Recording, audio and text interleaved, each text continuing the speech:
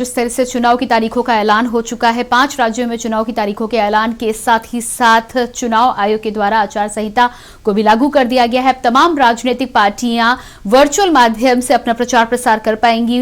वास्तविक तौर पर रैली करने पर और नुक्कड़ सभाएं, तमाम तरह के सभाएं करने पर पूरी तरह से रोक है। उत्तर प्रदेश की यदि बात करें तो 7 चरणों में मतदान को संपन्न कराया जाएगा। उसके साथ ही साथ मणिपुर में 2 चरणों में, पंजाब, गोवा और उत्तराखंड में 1 चरण में चुनाव को संपन्न कराया जाएगा। यूपी में आदर्श आचार संहिता लागू होने के बाद राजनीतिक दलों की प्रतिक्रियाएं सामने आने लगी हैं। उन्होंने क्या कुछ कहा, आइए आपको सुनाते हैं। 10 मार्च 2022 को जब उत्तर प्रदेश विधानसभा चुनाव के परिणाम आएंगे तो भारतीय जनता पार्टी प्रचंड बहुमत के साथ जनता जनार्दन का आशीर्वाद प्राप्त करने में सफल होगी, इसमें कोई संदेह नहीं होना चाहिए। हां, कोरोना महामारी के दौरान सतर्कता और सावधानी हम जरूर रखें। सतर्कता और सावधानी से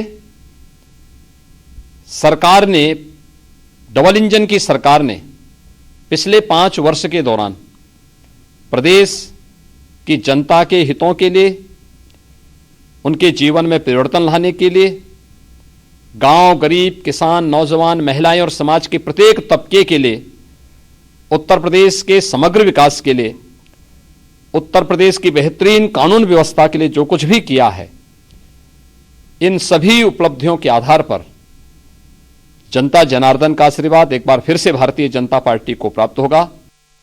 और निश्चित ही उत्तर प्रदेश से भारतीय जनता पार्टी की विदाई होनी है। 10 मार्च तक जनता को मौका मिला है फैसला लेने का, और जिस तरीके से भारतीय जनता पार्टी ने यहाँ के किसानों को दुखी किया, गरीब जनता को दुखी किया, अन्याय की सभी सीमा लांघ गए, नौजवानों को बड़े पैमाने पर बेरोजगारी में छोड़ दिया, किसान के हित के लिए कोई फैसला नहीं लिया। इसलिए 10 मार्च के बाद उत्तर प्रदेश से भारतीय जनता पार्टी का साफ होना तय है।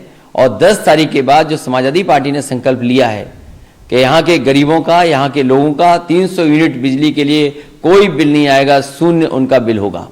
पूरी तैयारी है। कांग्रेस पार्टी मजबूती के साथ चुनाव मैदान में है, जनता के बीच में जाएंगे और हमें भरोसा है जनादेश हमें मिलेगा। जिस तरह सरकार के दमन के खिलाफ कांग्रेस के कार्यकर्ताओं ने मुकाबला किया है, किसान, नौजवान, गांव, गरीब, खेत कल्याण के मुद्दों को लेकर सड़कों पर संघर्ष किया है, सदन में भी, सड़क पर भी, हमें भरोसा है कि 2022 में कांग्रेस सरकार बनाएगी।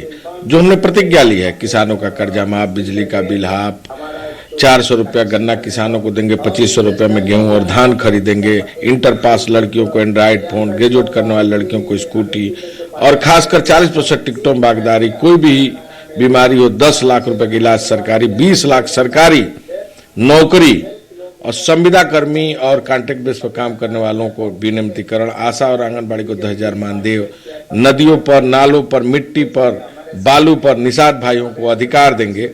हमें यह पूरा उम्मीद है कि उत्तर प्रदेश में आदरणीय प्रियंका गांधी जी के नेतृत्व में कांग्रेस पार्टी सरकार बनाएगी। देखिए, समाजवादी पार्टी का काम ओवैसी कर रहे हैं। जो सांप्रदायिकता का जाल बिछाया जा रहा है वो समाजवादी पार्टी का ओवैसी कर रहे हैं, उसकी आड़ में अखिलेश यादव चल रहे हैं। तो समाजवादी पार्टी सांप्रदायिकता या पोलराइजेशन की राजनीति को देखते हुए चुनाव लड़ रही है।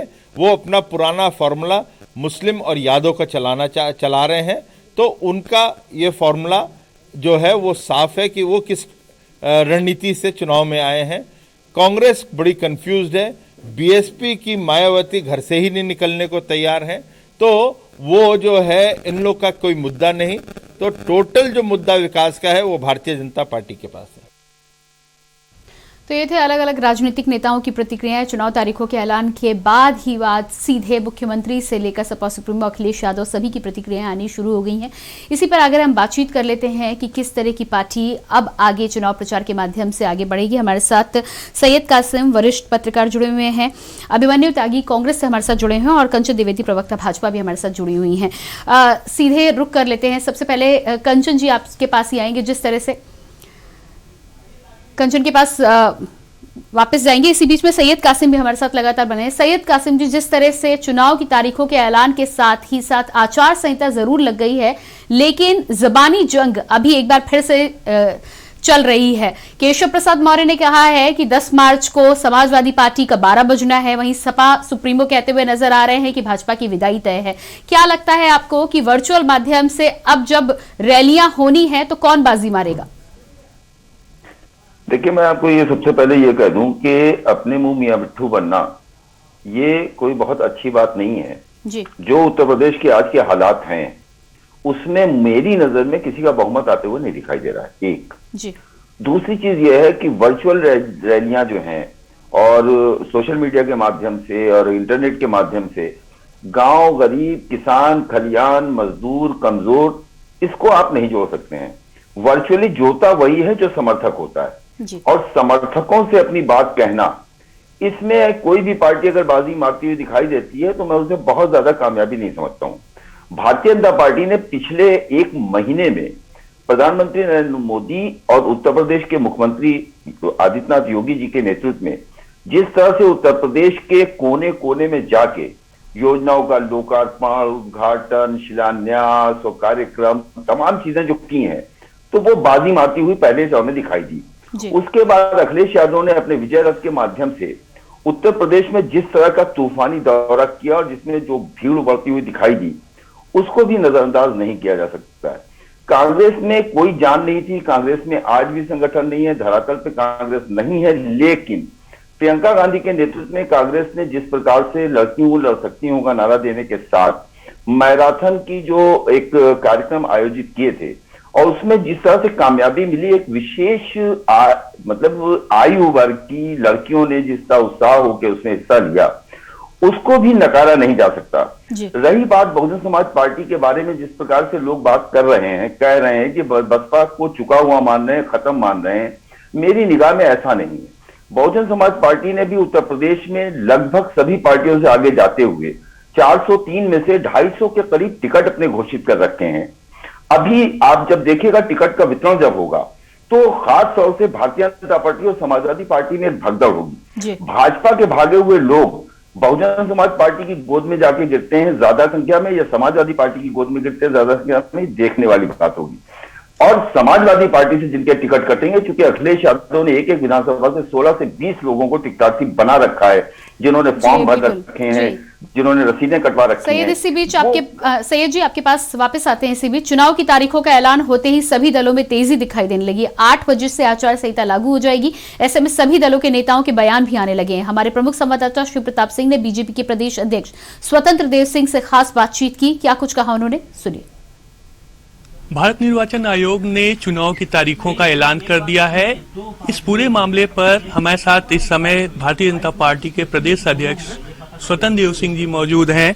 सर, सबसे बड़ी चुनौती जो निर्वाचन आयोग की तरफ से कहा गया है, कोविड प्रोटोकॉल का 100% पालन करना है पॉलिटिकल पार्टीज को। ये पहले के चुनाव से इस बार के चुनाव में काफी अंतर होगा, तो कैसे इस चुनौती को आप करेंगे पूरी? मैं चुनाव आयोग ने जो घोषणा किया है, मैं स्वागत करता हूं, हृदय से स्वागत करता हूं और राज्य के जनता जनार्दन से अपील करता हूं, प्रणाम करते हुए मैं अपील करता हूं कि इस बार चुनाव में चढ़ बढ़कर हिस्सा लेना है और आदरणीय योगी जी के नेतृत्व में लोगों को मतदान करना है, यानी चढ़ बढ़कर हिस्सा लेना है। और जो गाइडलाइन दिया है भारतीय जनता पार्टी के नाते भारतीय जनता पार्टी 100% पालन करेगी। सर, विपक्ष की तरफ से कई आरोप लगते हैं कि जब जनता कहती है महंगाई की बात करें, जब जनता कहती है बेरोजगारी की बात करें, तो बात किसी और की चालू होती है, तमाशा कुछ और बनता है और जनता को मुद्दों से भटकाया जाता है। क्या कहेंगे सर? आप राज्य के अंदर आदरणीय मोदी जी, आदरणीय योगी जी के आने के बाद इस राज्य के अंदर कोरोना जैसे महामारी में भी एक गरीब को भूख से नहीं मरने दिया। टीकाकरण भी फ्री हुआ।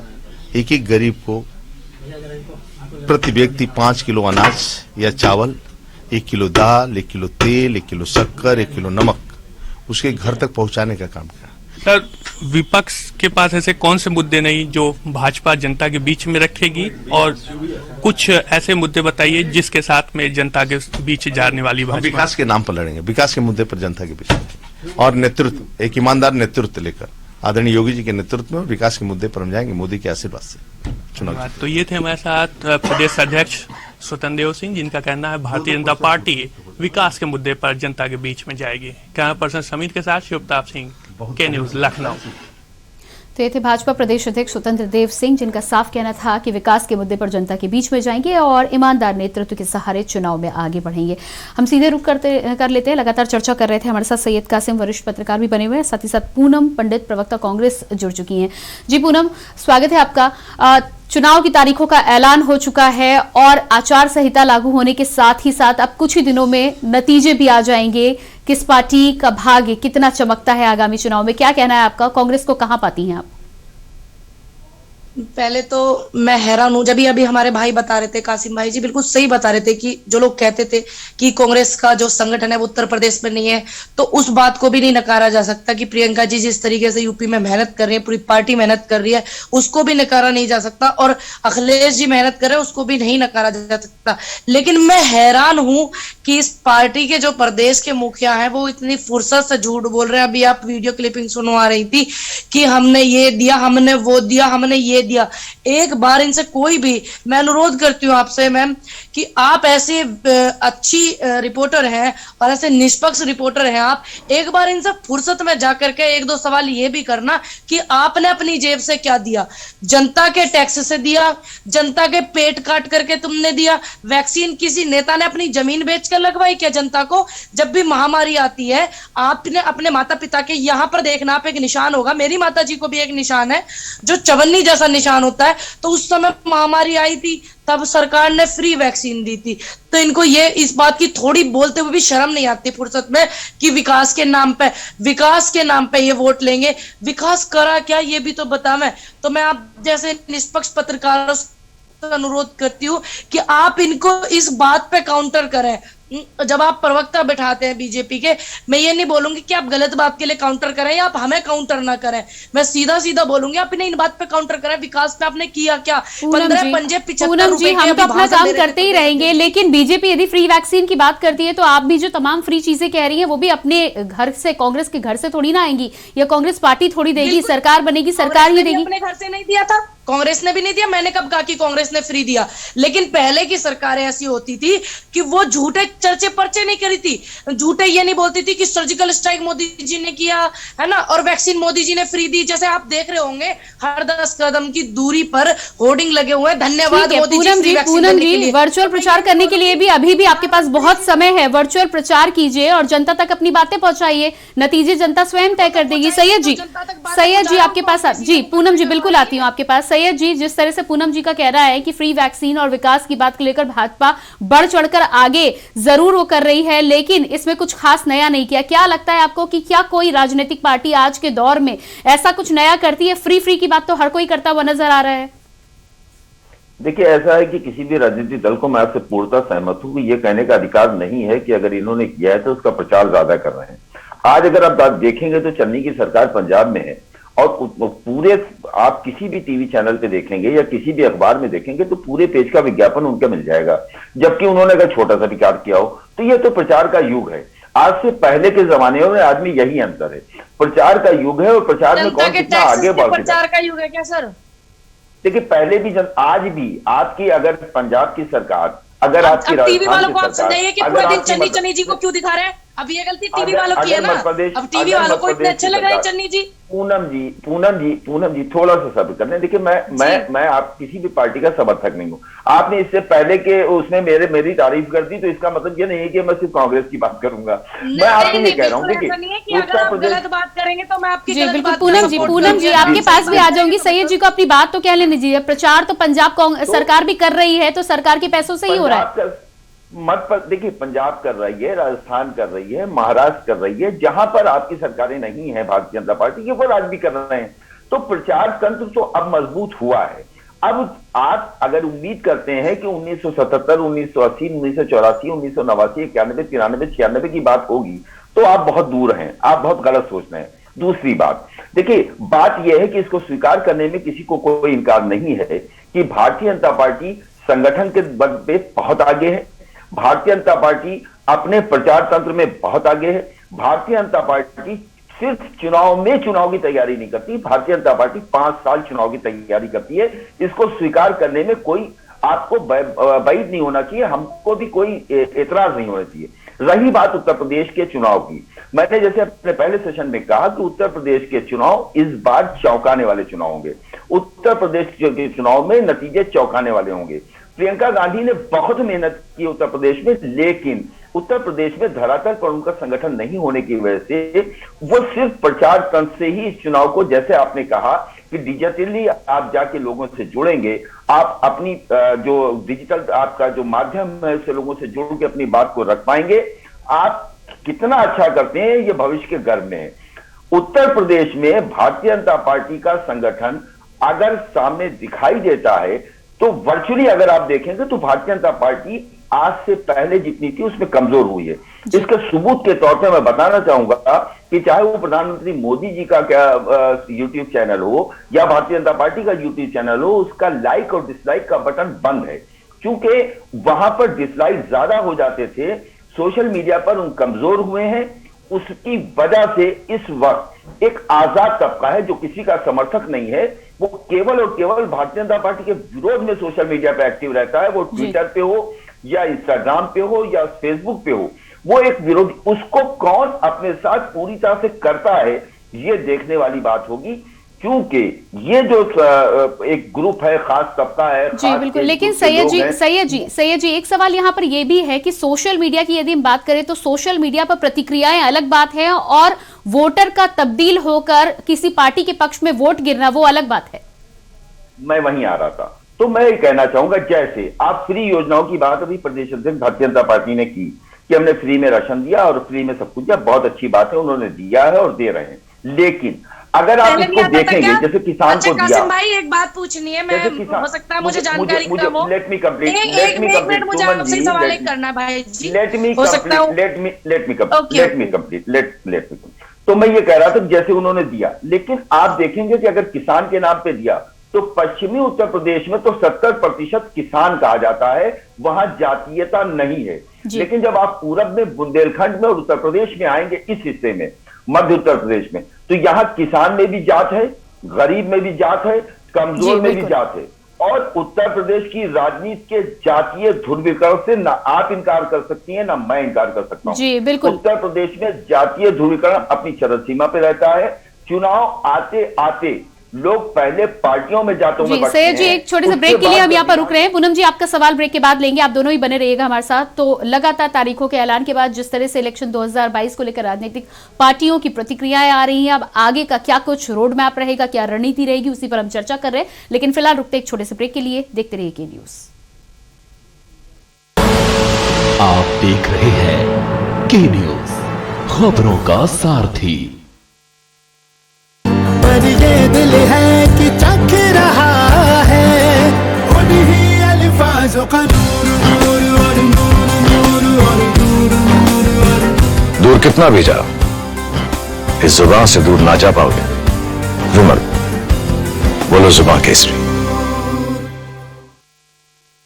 जब पशुओं को मिलेगा प्यार और मिल्को मोर पशु आहार तो दूध बहेगा, मुनाफा बढ़ेगा। मिल्को मोर पशु आहार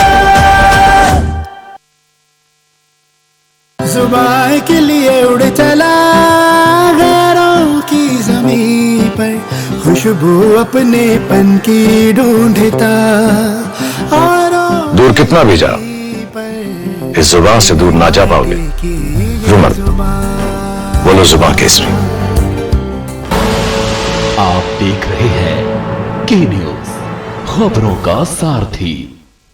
ब्रेक के बाद इलेक्शन 2022 में आपका एक बार फिर से स्वागत है। चुनावी तारीखों के ऐलान के बाद जिस तरह से राजनीतिक प्रतिक्रियाएं आनी शुरू हो गई हैं, तमाम राजनीतिक प्रतिक्रियाओं के साथ आगे किस तरह का रोड मैप रहेगा उसी पर हम चर्चा कर रहे हैं। हमारे साथ तमाम गेस्ट बने हुए हैं। सैयद कासिम वरिष्ठ पत्रकार बने हुए, पूनम पंडित कांग्रेस से प्रवक्ता हमारे साथ बनी है और शिव शंकर इसी बीच समाजवादी पार्टी से हमारे साथ जुड़ चुके हैं। बहुत बहुत स्वागत है आपका। शिव शंकर जी, समाजवादी पार्टी में सपा सुप्रीमो अखिलेश यादव ने ठीक चुनाव के ऐलान के बाद एक तरफ उत्साहित नजर आए, दूसरी तरफ चुनाव आयोग से एक्स्ट्रा फंड की मांग तट गाली, जिसको लेकर अब भाजपा का कहना है कि अखिलेश यादव डर गए हैं, पहले ही हार स्वीकार कर ली है। क्या कहना है इस पर आपका?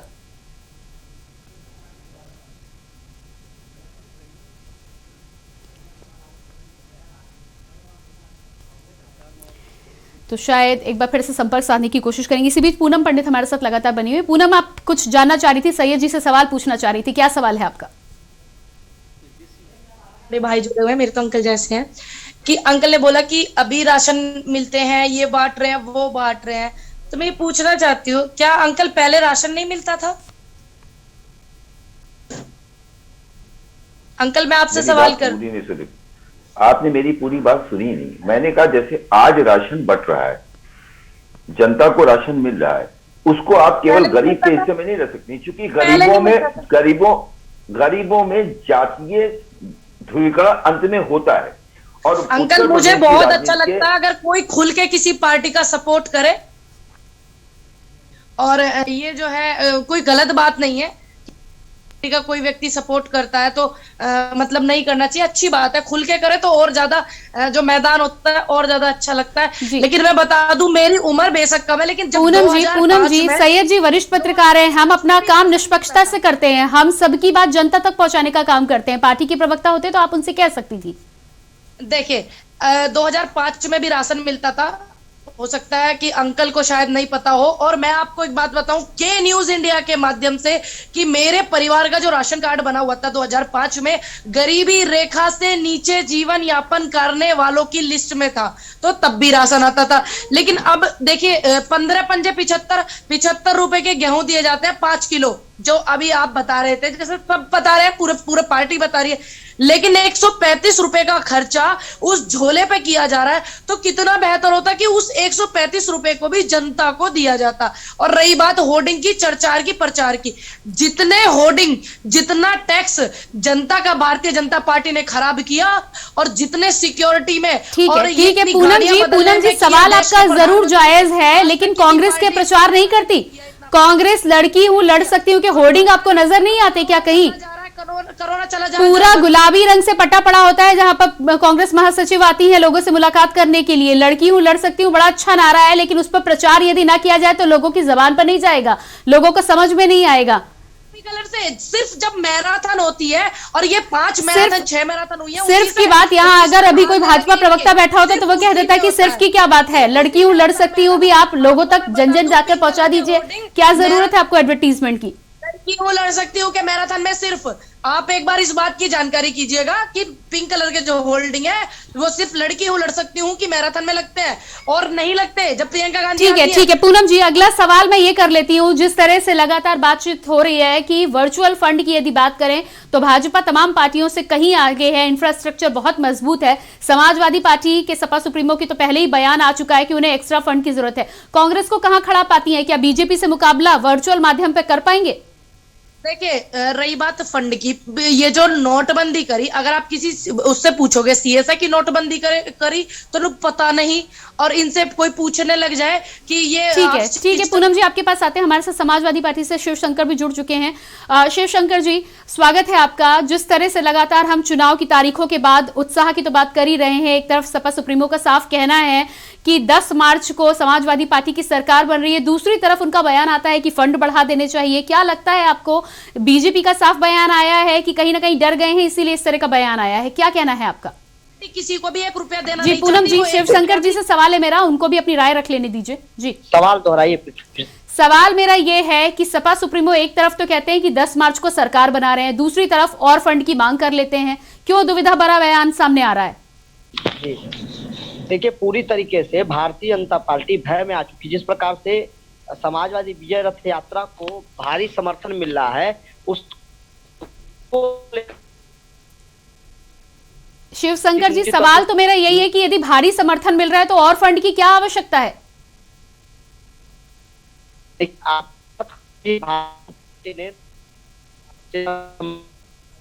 अन्य विपक्षी दलों को परेशान करने का काम किया है, परेशान कर रही है, तो इस नाते मुझे लगता है कि राष्ट्रीय अध्यक्ष जो कहा उसको चुनाव आयोग को सुनना चाहिए। ठीक है शिवशंकर जी, समय हमारे पास कम है, आप हमारे साथ जुड़े हो, आपका बहुत बहुत धन्यवाद। पूनम जी आपका भी धन्यवाद, सैयद जी आपका भी बहुत बहुत धन्यवाद। तो इलेक्शन 2022 में आज हम चर्चा कर रहे थे, चुनाव की तारीखों के सीधे ऐलान के बाद जबानी जंग भी एक तरफ से शुरू हो चुकी है, दूसरी तरफ सपा सुप्रीमो ने चुनावी फंड, वर्चुअल फंड का भी सीधे सीधे चुनाव आयोग से मांग कर डाली। अब देखना ये होगा कि आगे इस पर क्या कुछ फैसला होता है और उस पूरे मामले में आगे वर्चुअल माध्यम से कौन जनता के बीच बाजी मारने में सफल होता है इलेक्शन 2022 में। फिलहाल इतना ही, बाकी खबरों के लिए लगातार बने रहिए के न्यूज इंडिया के साथ। नमस्कार। आप देख रहे हैं के न्यूज, खबरों का सारथी। पर ये दिल है कि चख रहा है उन्हीं अल्फाजों का नूर नूर और नूर नूर और नूर नूर और दूर कितना भी जाओ, इस जुबान से दूर ना जा पाओगे। रुमल, बोलो जुबान केसरी। जब पशुओं को मिलेगा प्यार और मिल्को मोर पशु आहार तो दूध बहेगा, मुनाफा बढ़ेगा। मिल्को मोर पशु आहार।